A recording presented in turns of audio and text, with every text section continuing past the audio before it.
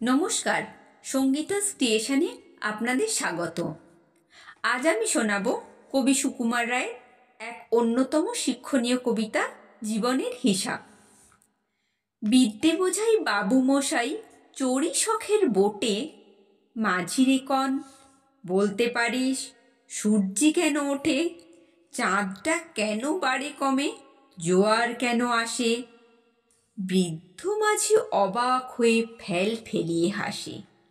বাবু বলেন, সারা জনম মরলি রে তুই খাটি, জ্ঞান বিনা তোর জীবনটা যে চারি আনাই মাটি।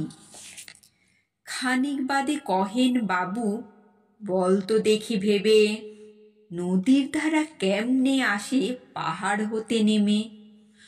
বলতো কেন লবণ পোড়া সাগর ভরা পানি। মাঝি সে কয়, আরে মশাই অত কি আর জানি।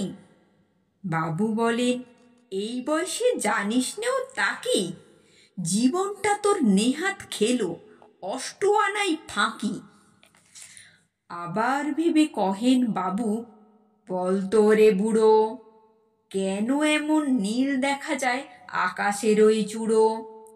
বলতো দেখি সূর্য চাঁদে গ্রহণ লাগে কেন। বৃদ্ধ বলে, আমায় কেন লজ্জা দেশেন হেন। বাবু বলেন, বলবো কি আর, বলবো তোকে কিতা, দেখছি এখন জীবনটা তোর 12 আনায় বৃথা। খানিক বাদে ঝড় উঠেছে, ঢেউ উঠেছে ফুলে। বাবু দেখেন নৌকাখানি ডুবলো বুঝি দুলে। মাঝিরে কন, এ কি আপদ, ওরে ও ভাই মাঝি, ডুবলো নাকি নৌকা এবার, মরবো নাকি আজি। মাঝি শুধোয়, সাঁতার জানো, মাথা নাড়েন বাবু। মূর্খ মাঝি বলে, মশাই এখন কেন কাবু, বাঁচলে শেষে আমার কথা হিসেব করো পিসে, তোমার দেখে জীবন খানা 16 আনায় মিশে। নমস্কার।